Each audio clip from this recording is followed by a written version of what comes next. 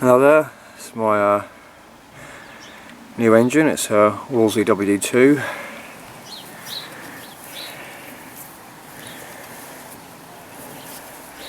It's going to need quite a bit of work there into it, I think.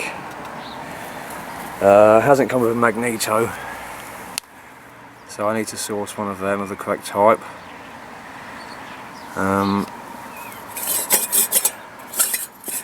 That nut won't go any tight. I need to look at that. Someone's put a big washer on. I'm not actually sure if that's meant to be on there or not. These engines are new to me, so I don't really know much about them. The key doesn't look too good for the flywheel.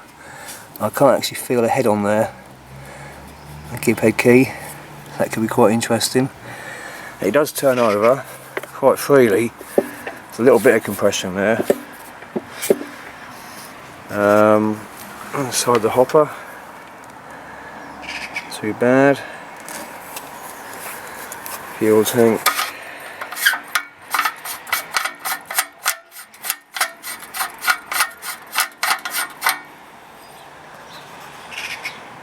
It's quite good in there actually, so that's a good sign. The carb, the choke moves nicely. The tickler's free on the float chamber. It's obviously been repainted, not very well. Got the flakes coming off here and there. The water tap for the cooling seized, so I need to look at that. Come with a spec plate, but not actually fitted to the engine, so whether this is the right one for this engine, we don't know. Maybe. Right, got the pulley off now. It was held by 3 bolts. They need to be removed from the back here. They come off quite easily, but the pulley just wouldn't budge. It was stuck solid.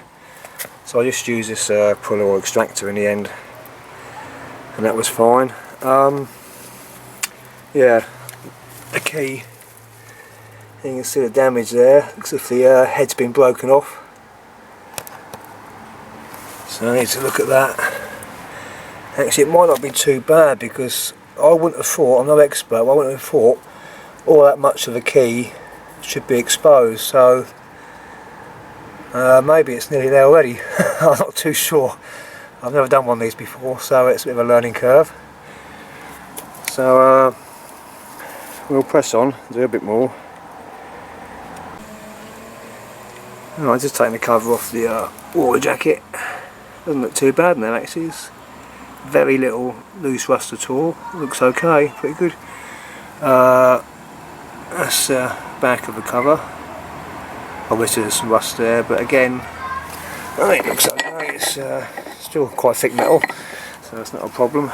And there's the gasket for it. I've just cleaned up exposed part of the crankshaft and the key and everything, and sprayed it with some penetrating oil, so I'll leave that for a little while, and then might see if I can get this key out. So I'll give it a go, see what happens. Could be a few attempts here, or we'll just see how it goes. Right, I've done some work on the carb. It's been more or less completely dismantled now. I think the only thing I haven't managed to remove is the spring in there for this plunger, which is for the choke. I can't get it out. I mean, it seems to be okay. I think I might just leave that. I've given it a spray with some penetrating oil and left it for a while. It just seems to be stuck in there, but it does seem to work. The float chamber's been cleaned on the outside and polished up a little bit. It's still the way to go yet. Inside needs doing if I can. A bit better in there. That's the top of the float chamber. Again, the inside there needs doing. Tickler's working okay, so I'll leave that as it is. Float itself has a wire that goes across the top. That's to support this needle. And that suffered from corrosion, and it's actually come away there, so I think So I can clean it up and maybe put a new one on there, make something up. The flap for the choke caused me a few problems, so I couldn't undo the screws. They actually ended up snapping in the end. So I need to drill out the remains there. So I may tap them or something and new screws in. That's a gasket.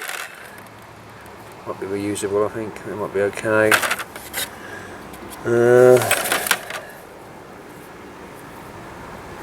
It's cleaning up. It's just a matter of stripping off all this paint and then putting some red oxide on and then painting it the colour I'm going to paint the engine, which I don't know at the moment. I think that's going to be quite a way off yet. Still get the head off. That's causing a few headaches. And get the flywheel off, which is also causing some headaches. Right, there we are. That's the hopper off. Initial inspections. Board looks pretty good, very good.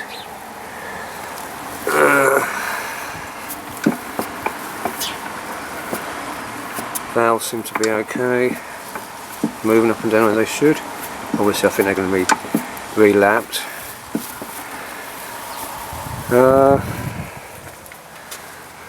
That's the head. It's sooty, but that's not really too much of a problem. Yeah, so I'm glad I've got that off.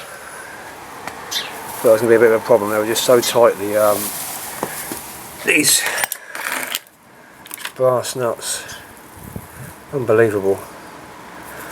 So anyway, they come off in the end, so that's the main thing. You can just see how this engine's been painted, how crudely it's been painted. Got a sort of bluey grey over the black there.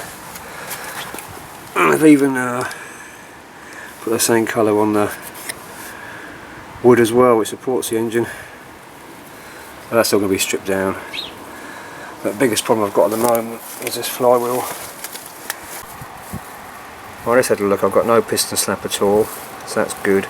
I also just noticed this engine has been rebored. So we've got an oversized piston there, plus 30 thou.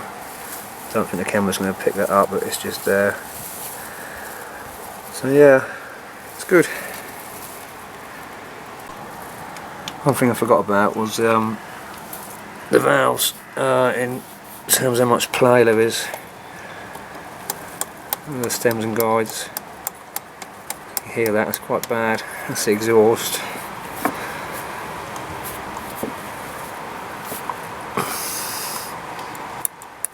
Let's see that. Yeah, so a bit of a problem there, but still get it sorted out in the end one way or another. So that's that.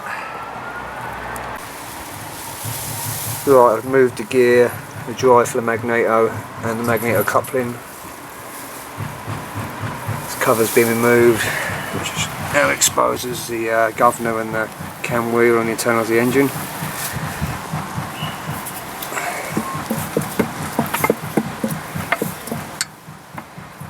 Governor weights,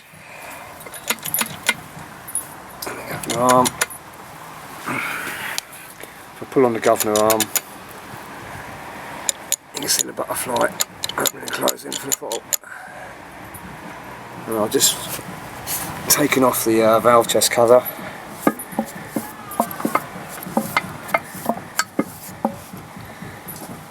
Yeah, so slowly, bit by bit, getting there. It's going to be a big job.